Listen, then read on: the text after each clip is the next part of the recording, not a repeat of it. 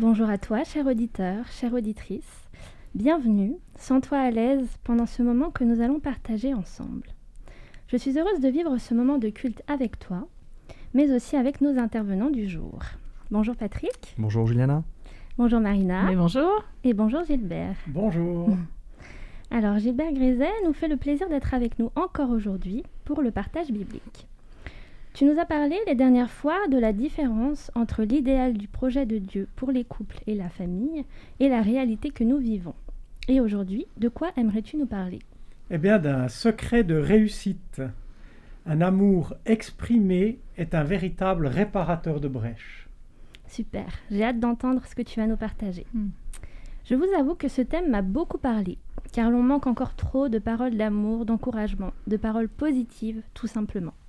Alors qu'elles peuvent changer tellement de choses dans nos vies. Oui, si tu permets, j'aimerais citer une étude qui a démontré qu'il fallait 7 compliments pour contrebalancer l'effet d'une seule critique.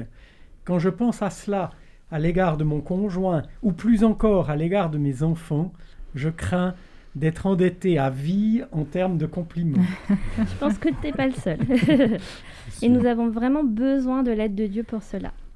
Alors voilà Seigneur, nous voulons t'inviter à nous parler aujourd'hui. Prépare nos cœurs pour qu'ils soient réceptifs et surtout prêts à changer ce qu'il y aura à changer, pour que les merveilleux projets que tu as pour nos familles deviennent réalité. Amen. Amen. Okay. Alors sans transition, je laisse la place à Patrick qui aimerait nous partager comment il vit avec Dieu dans sa semaine. Donc, effectivement, par rapport aux bénédictions que j'ai eues durant cette semaine, je peux le remarquer par rapport à ma femme qui est enceinte, qui est dans son 2e trimestre. Tout va très très bien, mais je peux le voir et je peux le ressentir par rapport à ce qu'elle éprouve et à ce qu'elle démontre. Les bénédictions de Dieu, c'est un processus très compliqué, une grossesse. Moi, je suis toujours en stress. Elle a l'air de le vivre très très bien.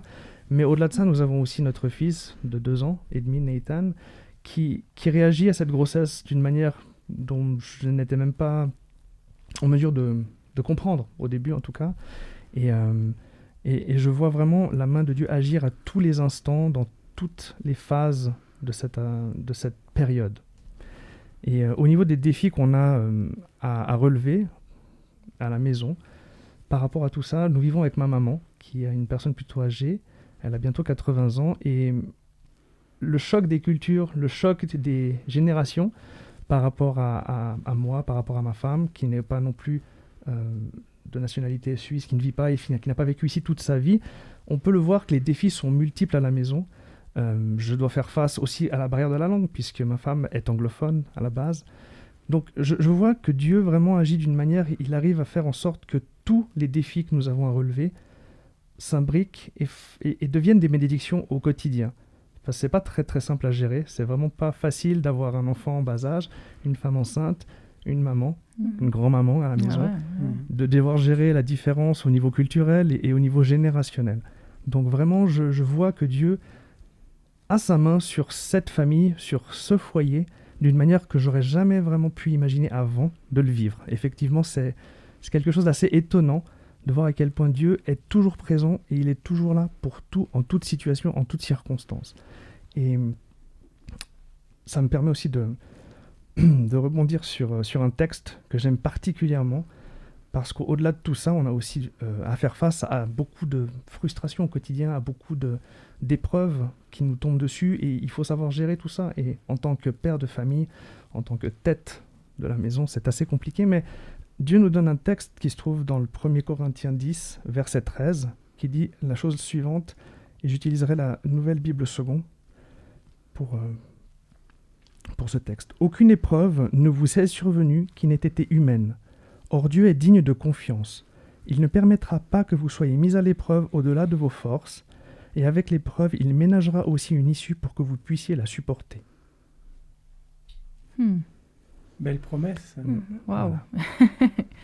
Donc moi, je m'accroche beaucoup à ce texte au quotidien, parce que j'ai souvent à faire face à des situations diverses et variées, difficiles ou moins difficiles, et on ne lâche pas l'affaire. On est toujours là et on tient la main de Dieu jusqu'au bout.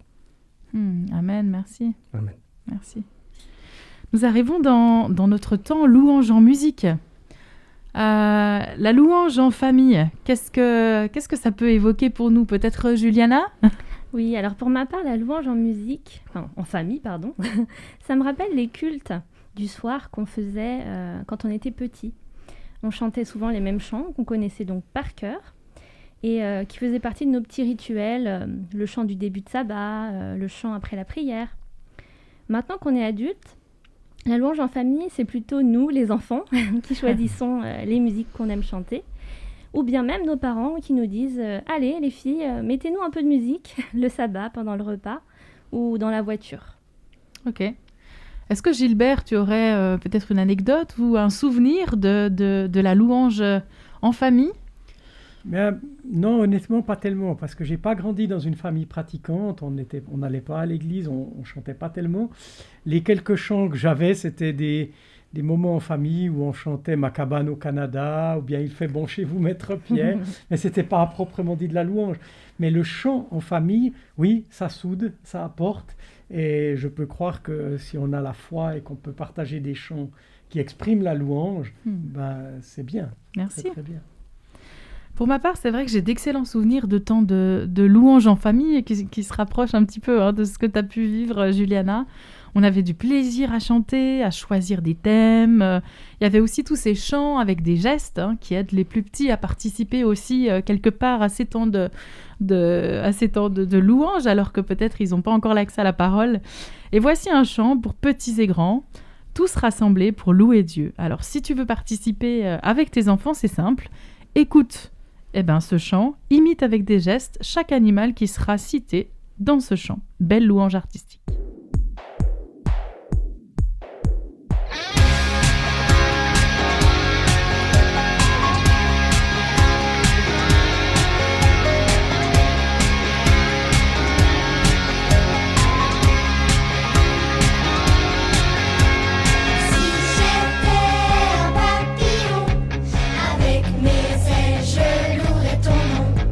Et si j'étais un oiseau migrateur, je chanterais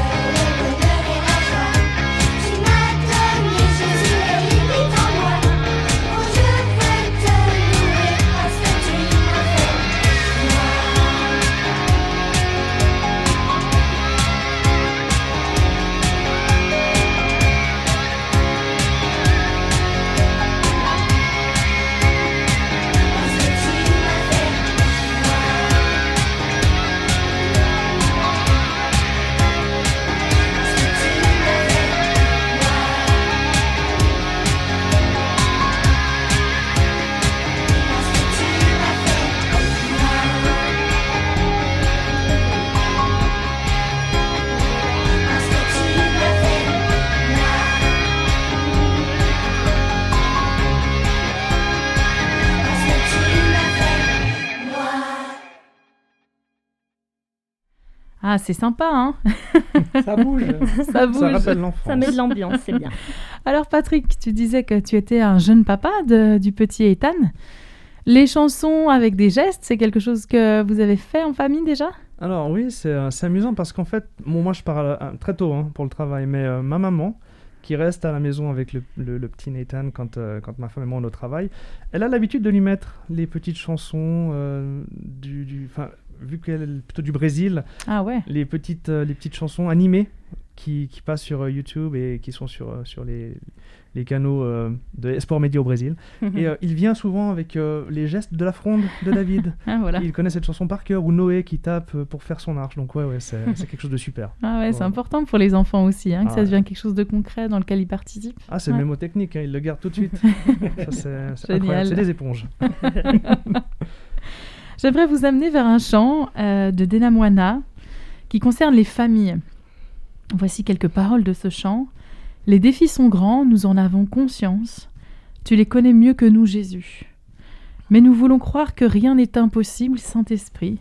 Nous demandons maintenant, Seigneur, souffle sur nos pays, envahis nos villages, viens toucher nos familles. Et c'est la prière que je fais pour ta famille, pour ma famille.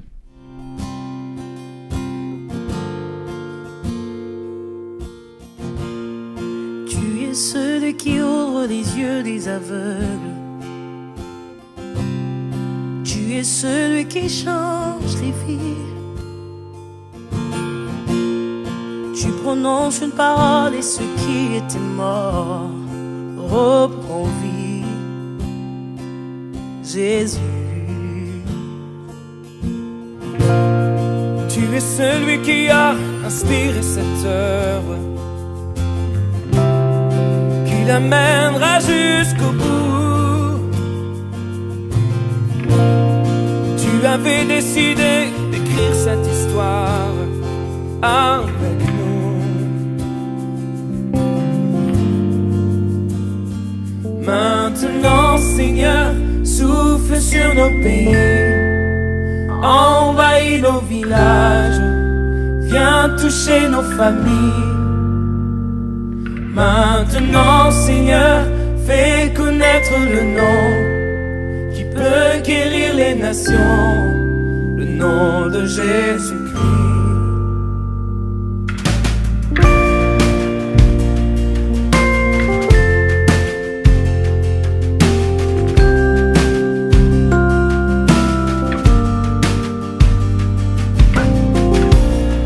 Tu es celui qui a inspiré cette œuvre, qui l'amènera jusqu'au bout. Tu avais décidé d'écrire cette histoire avec nous. Oh, oh. Maintenant, Seigneur, souffle sur nos pays, envahis nos villages, viens toucher nos familles. Maintenant, Seigneur, fais connaître le nom qui peut guérir les nations, le nom de Jésus-Christ. Oh. Maintenant, Seigneur, souffle sur nos pays, envahis nos villages, viens toucher nos familles. Maintenant, Seigneur, fais connaître le nom qui peut guérir les nations, le nom de Jésus-Christ. Oh.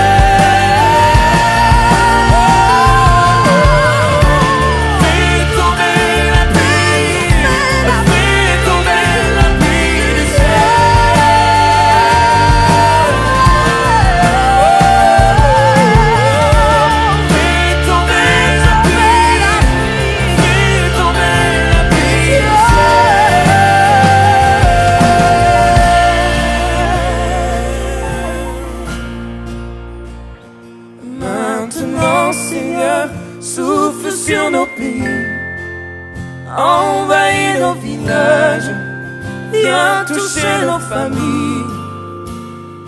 Maintenant, Seigneur, fais connaître le nom qui peut guérir les nations, le nom de Jésus-Christ, le nom de Jésus-Christ. Amen. La pluie du ciel qui se déverse sur nos villages et sur nos familles comme une bénédiction. Nous entrons dans notre chronique Dieu agit. C'est un espace de témoignage qui permet de raconter ce que Dieu fait dans notre vie. Et plus précisément, aujourd'hui, de quelle manière Dieu agit au sein de notre famille, de notre vie familiale. Et c'est toi, Patrick, qui va nous partager un témoignage. Alors, on t'écoute. Alors voilà, donc moi j'ai vécu, j'ai grandi, je suis né dans un foyer chrétien. J'ai toujours été dirigé par ma maman de ce côté-là de la religion, enfin pas de la religion mais du ressenti, de chercher une approche spirituelle. D'accord. Forte. Malheureusement mes parents sont divorcés, donc j'ai toujours été moi-même en recherche d'attention et d'identité à ce niveau-là. Ça a toujours été très compliqué, j'ai toujours essayé de me démarquer et de capter l'attention d'une manière ou d'une autre. Et j'ai toujours été un peu en dilettante dans mon parcours spirituel. Je me suis cherché pendant très très longtemps. Je me suis même perdu souvent, plus souvent que ce que j'aurais voulu d'ailleurs. Et ça a été très compliqué pendant une longue période de ma vie parce que j'étais dedans et dehors en même temps. J'avais un pied à l'intérieur et j'avais un pied à l'extérieur. Je voulais avoir une vie et des amis, comme tout le monde, normal. Et c'est très compliqué quand on vient à l'église le samedi, mais que pendant la semaine, on est à l'école, on a ses copains, on veut être avec eux, on veut faire les mêmes choses, et on les suit un petit peu, bon gré mal gré. Et malheureusement, voilà, il m'est arrivé de très très souvent choisir un peu le mauvais côté ou la mauvaise piste à suivre. Et ça m'a suivi pendant très très très longtemps. J'ai eu un parcours assez chaotique au niveau personnel jusqu'à mes 25-26 ans quand même. Ouais. Ça a duré très très longtemps. Mais je sais que Dieu il était jamais très très loin. Et je lui ai toujours demandé aussi, comme je venais d'un foyer un peu éclaté, de pouvoir trouver la personne et de pouvoir avoir la chance et l'opportunité de construire quelque chose et d'avoir quelque chose de solide qui se maintienne dans la durée. Et j'ai cherché très très longtemps et j'ai aussi de ce côté-là pas mal galéré. Je me suis pas mal perdu aussi à chercher dans les mauvais endroits, au mauvais moment. Et ça a été très, très compliqué. Et un jour, j'ai eu la chance de rencontrer ma femme qui, bizarrement, n'était pas du tout là où je l'attendais et là où je m'attendais à la trouver. Donc, je l'ai rencontrée. C'était pas dans le cadre de l'église ou dans le cadre de la spiritualité ou même dans le cadre de la religion. On s'est rencontrés pendant l'été, c'était en 2015, et elle chantait dans un petit piano-bar. Elle était étudiante, elle se faisait des sous comme ça grâce à des petits contrats de chant dans des piano-bars. Et on a commencé à parler, on s'est rencontrés au début, voilà, j'étais dans cette phase un petit peu de recherche, j'étais un petit peu aussi dans le paraître, beaucoup à l'époque. Et en discutant, on a commencé à se rendre compte qu'en fait, on avait plus en commun que ce qu'on voulait bien, qu'on se l'imaginait. Bizarrement, moi, elle me voyait comme un dragueur, et moi, je la voyais comme une fille qui n'était pas du tout portée vers la spiritualité, parce que dans l'endroit dans lequel on s'était rencontrés, c'était pas du tout... voilà. Et en fait, on s'est rendu compte que tous les deux, on était dans l'optique et dans la recherche de la même personne et dans la même direction.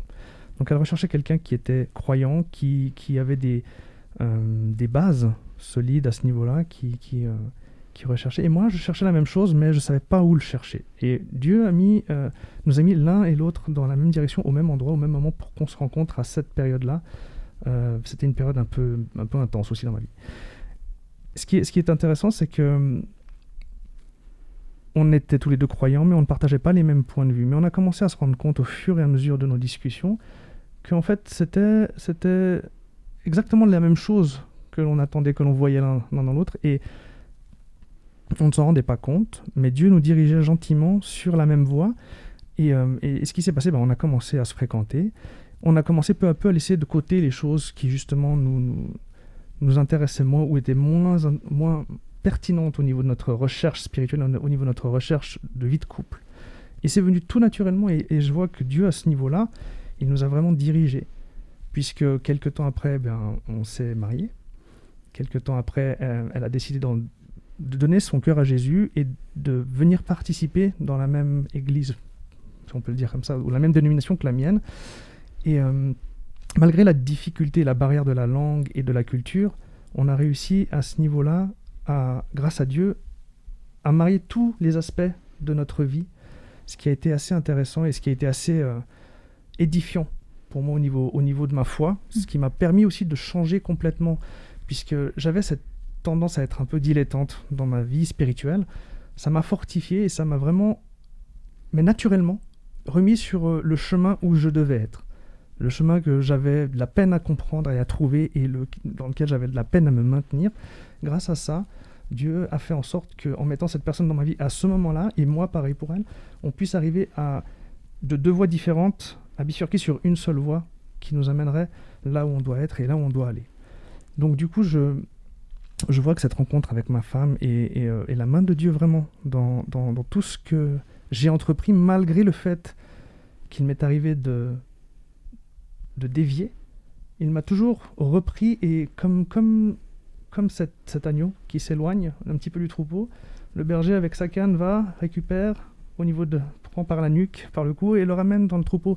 Et je vois que c'est très important de se dire qu'il n'y a pas d'endroit où on puisse aller qui soit trop loin pour qu'on puisse pas revenir et pour que Dieu ne vienne pas nous chercher et nous dire voilà, ce que tu cherches, ce que tu attends, et c'est là, c'est avec moi, il n'y a pas de souci. Ça, c'est encourageant. Il faut pas avoir peur c'est pas bon de s'égarer, mais il ne faut pas avoir peur quand on est égaré de se dire on peut revenir, où on va être atteint, où Dieu va venir nous chercher, où va venir. Il fera toujours quelque chose tant qu'on a au fond de notre cœur cette envie d'être là où on sait qu'on doit être, d'être dans le bon chemin, même si des fois il nous arrive d'être un petit peu à côté. Et moi, cette rencontre avec ma femme m'a fait rencontrer Dieu vraiment à 100%. Et depuis aussi, avec ma vie de famille, je ne me suis jamais dit que je pourrais devenir père et un bon père, et que j'aurais droit, avec tout ce que j'ai vécu, avec tout ce que j'ai fait, que j'aurais droit à cette vie que j'ai aujourd'hui. Vraiment, pour ça, je peux pas... Il n'y a pas de mots. Je pense que Dieu, vraiment, à ce niveau-là, c'est un miracle en tant que tel pour moi, et je le vois au quotidien dans ma vie. Ce que Dieu a fait pour moi, même si c'est très difficile de vivre une vie spirituelle de nos jours, Dieu est là, Dieu est présent, et la vie que je mène aujourd'hui, tout ce que j'ai aujourd'hui, c'est à lui que je le dois et à personne d'autre. Amen, merci. Amen. Ouais, je retiens ce que tu as dit, où tu parlais que finalement, dans tous les choix de vie et puis les autres voies qu'on peut emprunter, même si on peut être très très loin de Dieu, il n'y a pas un endroit trop éloigné que Dieu ne puisse pas atteindre. Et je me réjouis de voir la suite de votre vie de famille aussi, avec ce que Dieu va continuer à construire pour vous. Ouais, pareil. Merci. Eh ben, je vais laisser la parole à notre invité, Gilbert. Merci. Merci. Alors, dans nos 2 rencontres précédentes, on avait parlé de la différence entre l'idéal qu'on pouvait trouver dans nos Bibles pour le couple, pour la famille, et nos réalités souvent difficiles. Aujourd'hui, on va chercher dans nos Bibles l'exemple d'une réparation.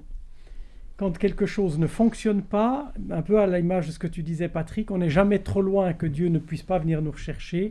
Ben là, on va voir que dans cette famille, Dieu est allé intervenir pour que la famille se retrouve alors que ça semblait vraiment mal parti.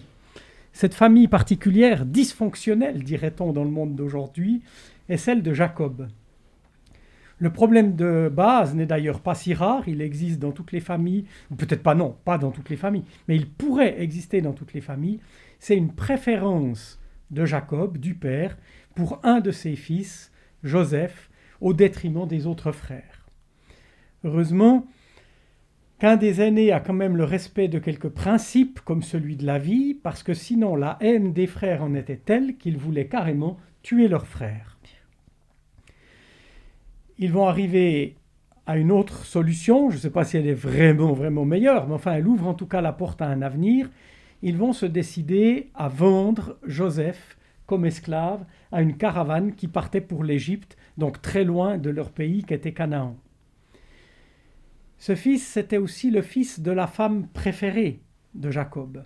Et pourquoi parler d'une femme préférée? Eh bien, c'est la porte ouverte pour parler des familles recomposées dans le monde d'aujourd'hui. Là, c'était bien le cas. C'était une sorte de famille recomposée, même si l'époque permettait que les épouses ne soient pas successives, mais ensemble aux côtés du père. Ici, Jacob.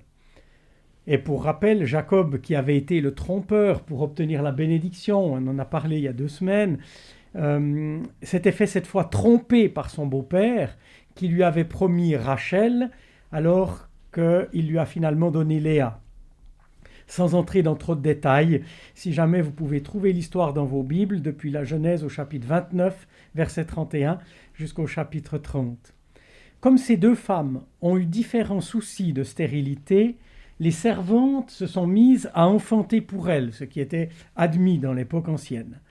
À l'arrivée, Jacob a des enfants de sa femme non désirée, Léa, puis des enfants de la servante de Rachel, puis encore des enfants de la servante de Léa, avant d'avoir de nouveau des enfants de Léa, et finalement même un fils Joseph de Rachel, sa femme aimée, avant un tout dernier fils de Rachel qui mourra en donnant la vie à Benjamin.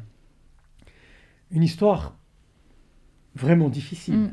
Ouais. 4 épouses, entre guillemets, des jalousies entre les uns et les autres, mais il n'est pas difficile de comprendre pourquoi pourquoi Jacob a préféré Joseph. C'était celui de la femme aimée.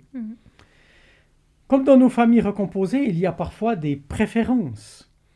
Parfois même d'ailleurs dans nos familles basiques. Je veux dire par là, pas forcément des familles recomposées, on peut avoir des préférences. Le problème n'est pas tellement d'avoir des préférences, mais c'est le traitement différent des enfants. Ça, il faudra qu'on y revienne dans un instant, mais avant, je voulais revenir à cet aspect des frères qui se sont débarrassés de Joseph en le vendant pour une caravane qui partait en Égypte. C'est juste incroyable, parce que ça va les conduire à additionner des mensonges. Ils ont dû tremper la tunique de Joseph dans le sang pour faire croire à Jacob qu'il avait été dévoré par un animal sauvage. Je ne sais pas si vous imaginez le climat absolument épouvantable. N'empêche que dans nos Bibles, ça j'aimerais le partager avec vous, on va trouver un cadre rédactionnel subtil pour définir le début et la fin de cette problématique familiale. Dans Genèse 37, au verset 4, on peut lire que ses frères étaient incapables de lui parler gentiment. Si on remonte là, début de l'histoire, Jacob préfère Joseph, il lui offre une tunique multicolore. Joseph va faire des rêves dans lesquels il voit ses frères s'incliner devant lui. Bref, ça ne va plus du tout. Et on nous dit, je répète, 37.4, ils sont incapables de lui parler gentiment. Et si on tourne les pages de ce récit et qu'on arrive au chapitre 45 et au verset 15, on voit ses frères se remettent à lui parler. Alors, que s'est-il passé là entre deux? Eh bien, on le sait, le geste de Jacob de préférer ostensiblement son fils Joseph aux autres avec le don de cet habit particulier va mettre les autres frères hors d'eux. Ça, c'est encore quelque chose, je dirais, c'est à prendre en compte pour nos familles d'aujourd'hui. Avoir des préférences pour l'un ou l'autre de ses enfants, ça peut exister. Peut-être ça ne devrait pas, j'en sais rien, mais ça peut exister. Par contre, de traiter différemment l'enfant préféré par rapport aux autres, ça franchement, ça ne peut qu'engendrer de graves problèmes. Il y a eu ces histoires de tuniques trempées dans le sang, il y a maintenant une ambiance assez catastrophique, et on va voir la suite du récit un peu plus en détail ensemble. On pourrait regarder plusieurs choses. Il y a l'aspect prophétique, qui dit que les frères se prosterneraient, et on verra que ça va s'accomplir quand ils seront en Égypte. Il y aurait aussi à développer la foi de Joseph en Égypte, qui va rester fidèle à Dieu, fidèle à ses principes, en particulier quand la femme de son maître, la femme de Potiphar, va lui faire des annonces déplacées. On pourrait encore parler de son attitude correcte quand il est en prison, qui va faire qu'on va le nommer intendant. Enfin, il y a beaucoup de choses. Moi, ce que j'aimerais voir avec vous aujourd'hui, c'est l'éclairage des relations familiales. Et vous allez voir que là, on va pouvoir retirer plusieurs leçons. On a déjà parlé de la jalousie des frères qui se débarrassent du chouchou, c'est bon. On a déjà parlé du mensonge envers Jacob avec la robe tachée de sang. Ok, on va aller donc plus loin. Mais maintenant, il faut prendre en compte ce qu'on appelle la durée. On lit dans Genèse 37 que Joseph a 17 ans, ou légèrement plus, quand il est vendu par ses frères. Les années passent, d'abord dans la maison de Potiphar, puis en prison, et on nous dit dans Genèse 41 que Joseph a 30 ans quand il est présenté devant Pharaon. Donc ça veut dire au moins 13 ans ont passé. Et puis il va y avoir les 7 années d'abondance, pendant lesquelles Joseph va d'ailleurs se marier avec Aséneth, la fille de Pharaon, et puis il va avoir 2 fils d'elle. C'est dire que Joseph a en tout cas 37 ou 40 ans quand ses frères vont descendre en Égypte pour chercher du grain. Ça veut aussi dire que ça fait plus de 20 ans que Jacob pleure son fils, soi-disant dévoré par une bête sauvage. Et je vous laisse imaginer les cauchemars d'un père qui a perdu son fils et qui l'imagine avoir été dévoré par une bête sauvage pendant 20 ans. Lui, Joseph, n'est pas tellement bien non plus, malgré les noms des 2 fils qu'il va avoir d'Aséneth, parce qu'il va appeler le premier Manassé, ce qui signifie oubli, mais en fait, si on peut dire qu'il l'appelle oubli, c'est justement qu'il ne l'oublie pas, qu'il n'oublie pas son histoire. Il l'aimerait peut-être, mais ça ne marche pas. Et le deuxième, il va l'appeler Éphraïm, fécondité au pays de mon affliction. Joseph n'est pas bien non plus. Moi, il y a une chose qui m'étonne quand même. Depuis que Joseph a été présenté à Pharaon, depuis qu'il s'est marié et qu'il a eu 2 enfants, qu'il était premier ministre de l'Égypte, on pourrait dire comme ça, pour gérer les années d'abondance, pourquoi est-ce qu'il n'a pas eu envie de remonter en Canaan ? Ouais, retourner voir son père. Mais exactement. Alors pour ses frères, on pourrait comprendre qu'il y ait blocage, qu'il n'ait pas très envie de revoir ses frères. Mais son père, qu'il aimait, son petit frère Benjamin, qui était aussi un peu... Ils étaient co-chouchous, si vous me permettez l'expression. Pourquoi est-ce qu'il n'est pas monté ? Eh bien parce que probablement, Joseph aussi vit un certain blocage. C'est ce qu'on appelle, dans l'analyse des familles, une situation d'homéostasie. Excusez le terme un tout petit peu savant, mais il veut bien dire ce que ça veut dire.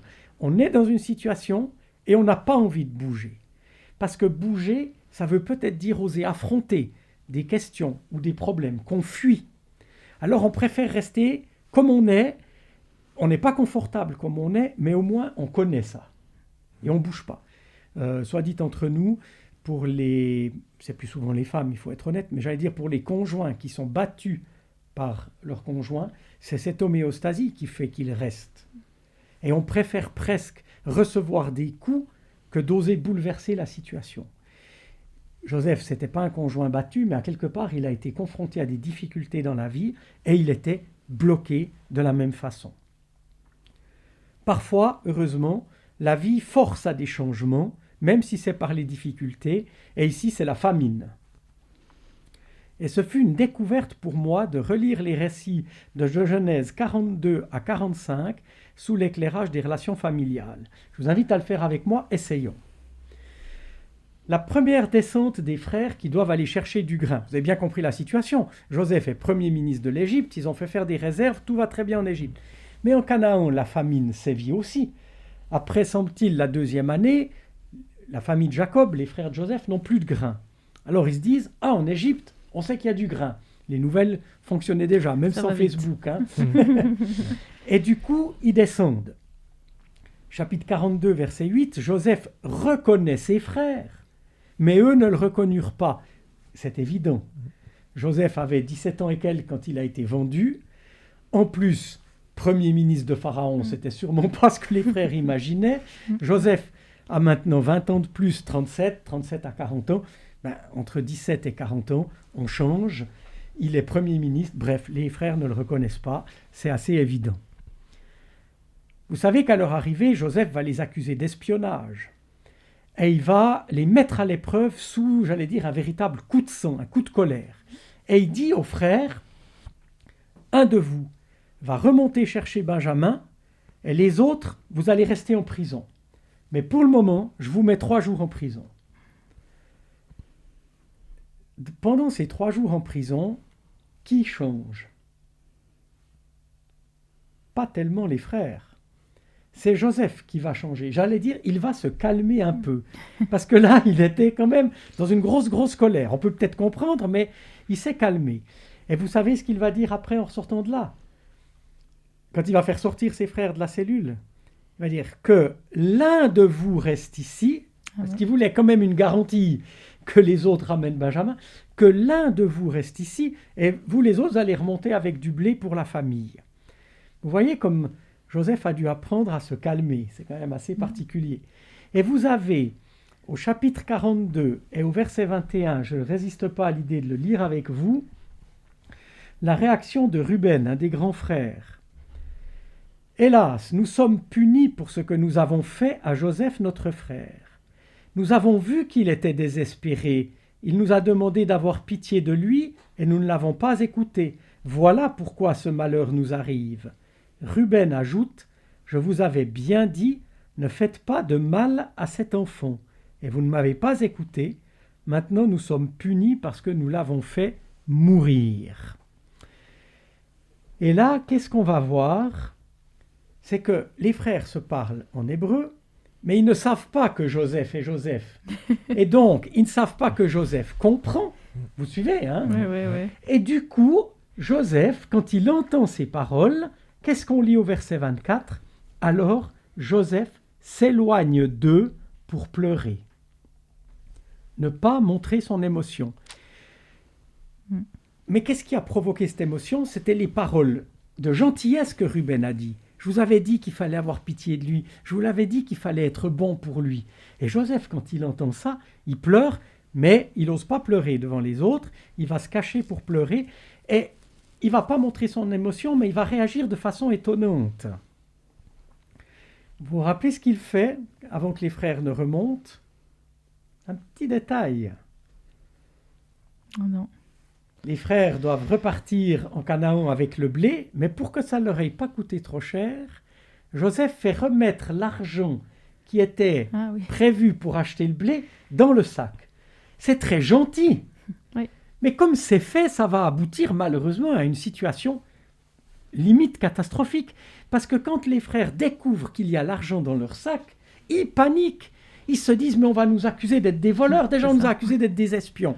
Et en fait, c'est assez extraordinaire, mais ce geste qui se voulait gentil de la part de Joseph se retourne contre la situation. Ils n'osent plus du tout. D'ailleurs, quand ils vont arriver en haut, quand Jacob va apprendre qu'il y a cet argent-là, il va dire « Ah, mais c'est une catastrophe, on ne peut pas redescendre. » Encore une fois, la situation va se bloquer.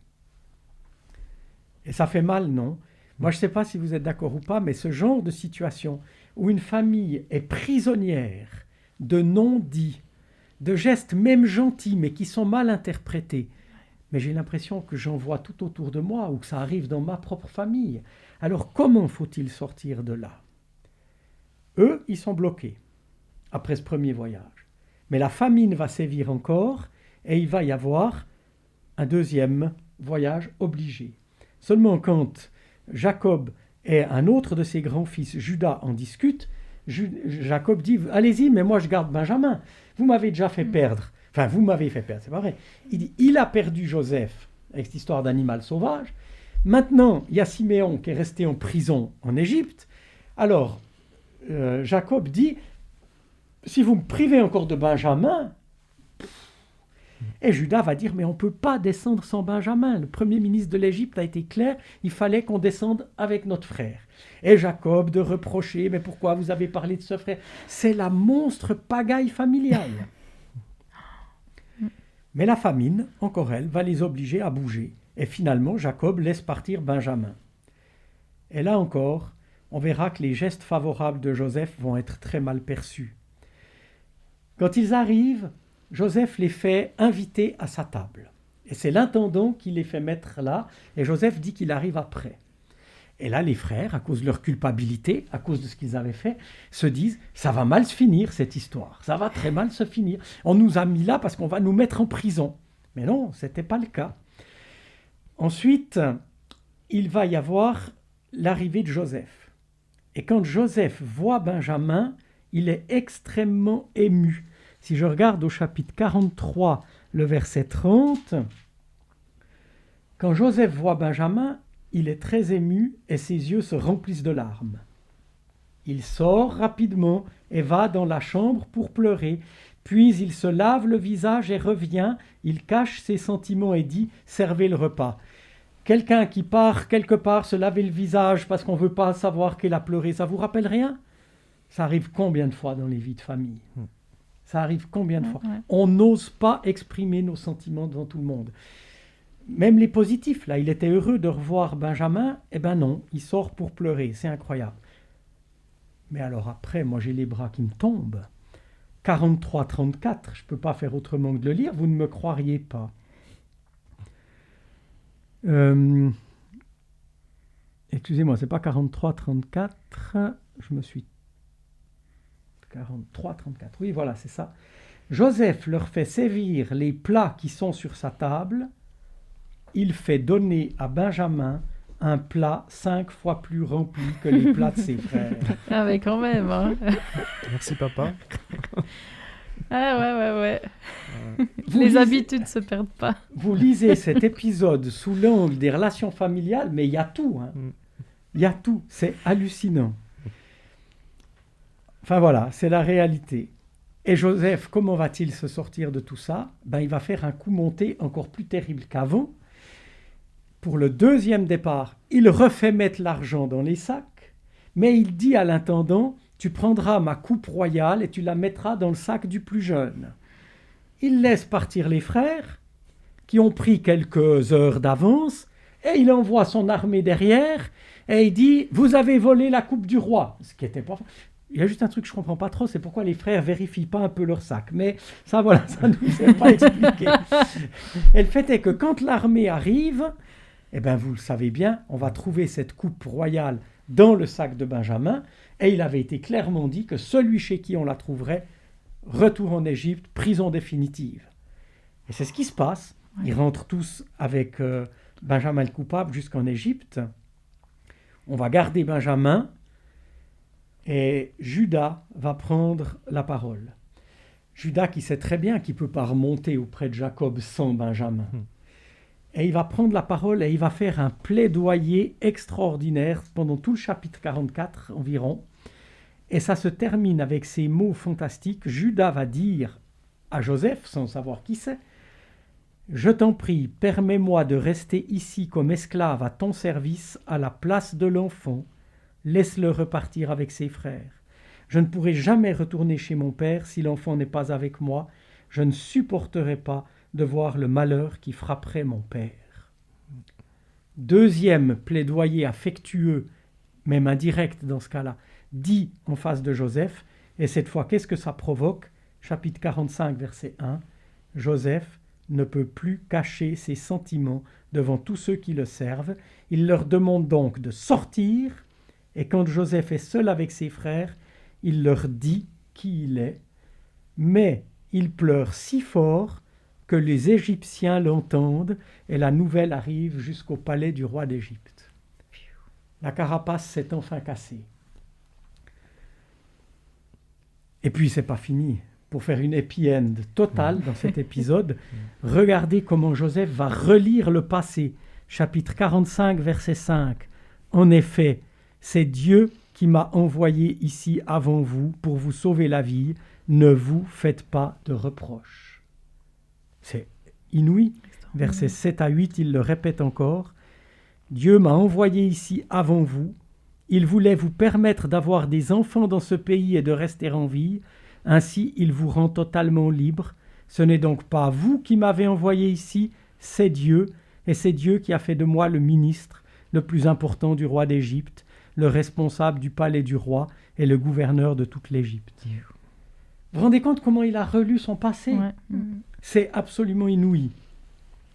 Il va être temps quand même d'arriver vers une conclusion. Ce que je voulais vous laisser, vous l'avez compris dans cette histoire qui est presque prenante, je ne sais pas vous, mais moi j'étais presque dedans. Qu'est-ce qui fait petit à petit évoluer la situation? c'est la vie, avec la famine et les difficultés, c'est vrai. La vie nous oblige parfois à faire face à des changements. Mais ce qui va vraiment casser la carapace dans laquelle Joseph s'était enfermé, c'est 2 fois des paroles gentilles. Les paroles de Ruben qui dit « Je vous avais bien dit qu'il ne fallait pas faire de mal à l'enfant ». Et Joseph, ça lui fend le cœur. Il se retire, il va pleurer, et quand il revient, il s'adoucit un peu. Bref, vous avez entendu l'histoire, je ne vais pas la raconter. Et puis la deuxième fois, c'est quand Judas dit « On ne va pas toucher à Benjamin, prends-moi comme esclave à la place de l'autre ». D'ailleurs, ça fait presque penser au Christ aussi, et c'est très très fort.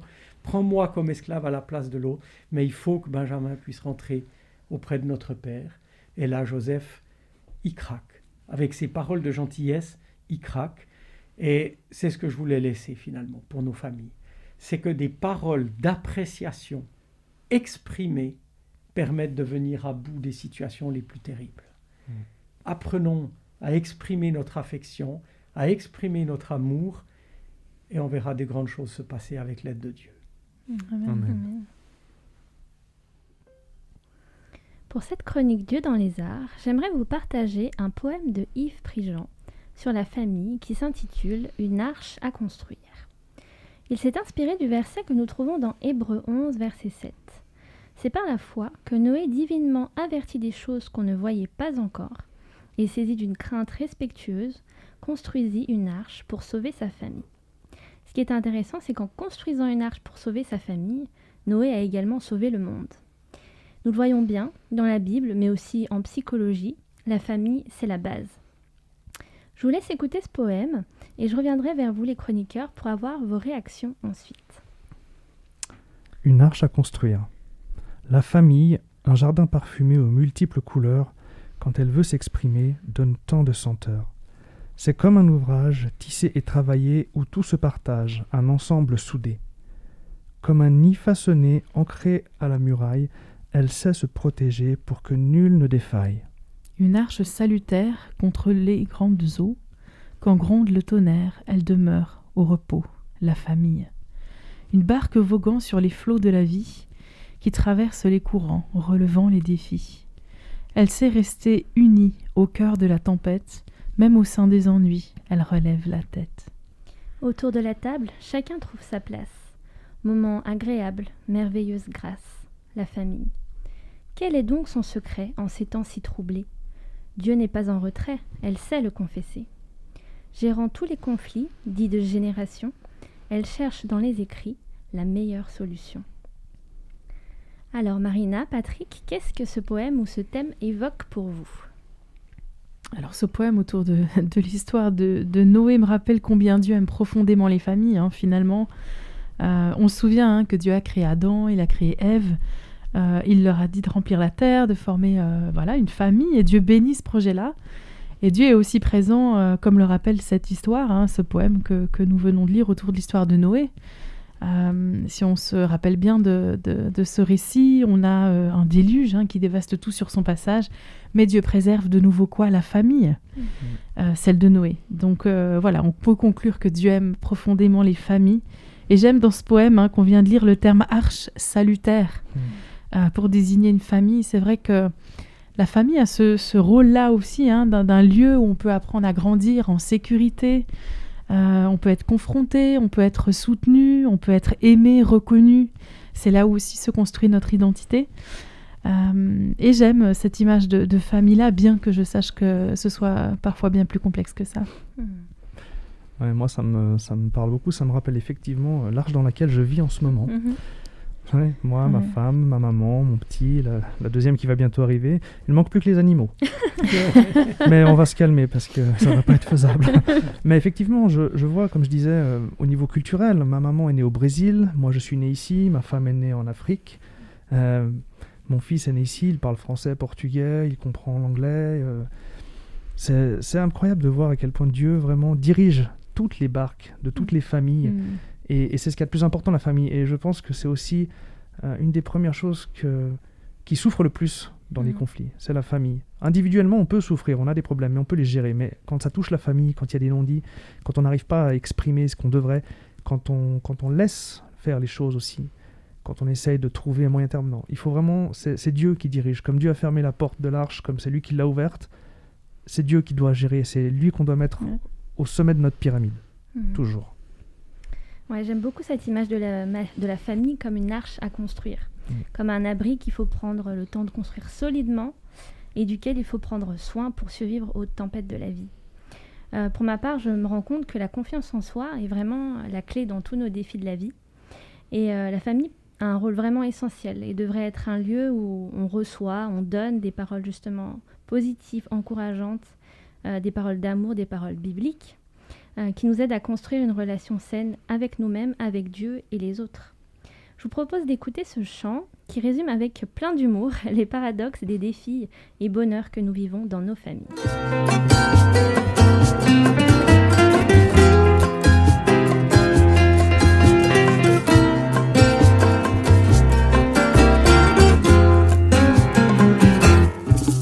Famille,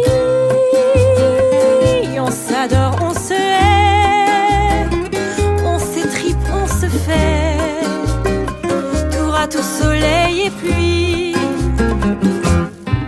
Famille, on y naît, on y meurt, on y danse, on y pleure, et l'on ne sait pas choisir. Mais si parfois on voudrait les changer, on cherchera longtemps sans jamais réellement pouvoir la remplacer. Famille, tout y devient scandale, si loin de l'idéal, on voudrait la bannir. Famille, on s'en plaint, on en râle, on en dit plein de mal, c'est forcément la pire. Mais si quelqu'un s'avise à s'en moquer, il aura vite compris que s'il veut s'en sortir, faut pas recommencer. Famille, c'est les joies de la vie commune, les grands moments de solitude, la salle de bain, la vaisselle. Famille, les mésententes cordiales, les insultes amicales, les petits mots doux fraternels. Mais lorsqu'un jour on retrouve les photos, on pousse un grand soupir, car dans les souvenirs, ce qu'on retient, c'est plus beau.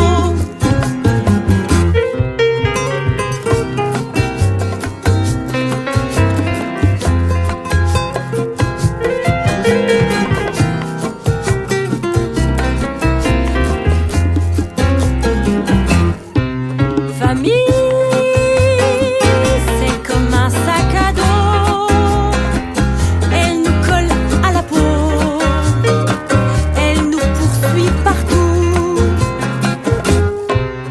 Famille,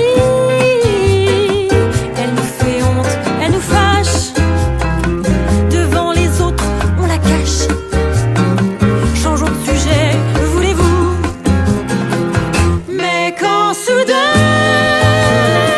on s'est mis dans le chagrin, là y a plus de sac à dos, on connaît le numéro. Allô, c'est moi, Bobo. Famille, ce sont des blessures profondes et les plus belles joies du monde réunies sous le même toit. Famille, c'est tout et son contraire, l'amour et la colère, chantant le même opéra. Et lorsqu'enfin on s'est réconcilié, Vient l'envie de se marier. la belle famille débarque, faut tout recommencer.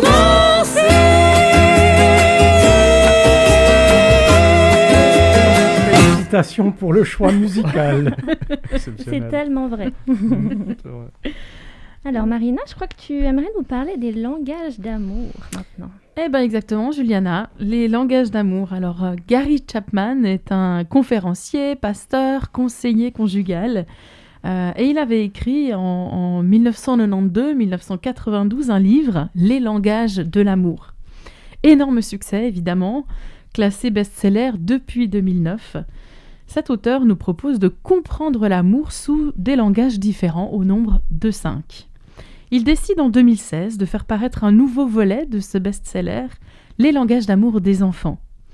Un livre à destination des parents pour apprendre à mieux comprendre son enfant et pouvoir répondre à son besoin d'amour.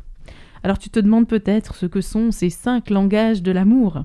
Je t'invite à écouter ce qui suit avec attention. Je l'ai déniché sur YouTube. Il s'agit de 2 enfants qui vont te résumer les 5 langages de l'amour. Écoute plutôt.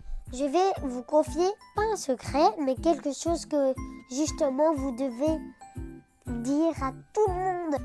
Je vais vous expliquer les 5 langages de l'amour. Les langages de l'amour, c'est des façons d'exprimer de l'amour ou d'en recevoir. Le premier, c'est les paroles valorisantes. Quand tu dis à ta maman ou à ton papa ou à quelqu'un « je t'aime », ça c'est une parole valorisante. T'es jolie, est-ce que je peux te faire un câlin? Ou quand ton papa ou ta maman te disent, ben, ça c'est aussi une parole valorisante. Ça peut marcher aussi avec un ami, un collègue, un patron, tous les gens qu'on veut. Le deuxième, c'est le toucher. Comme par exemple les câlins, c'est un toucher. Les bisous, c'est un toucher. Quand tu fais un câlin à ton cousin, à ton frère, à ton papa, à ta maman. Voilà. Et ça marche aussi dans l'autre sens. Le troisième, c'est les cadeaux. Donner des cadeaux, c'est l'amour.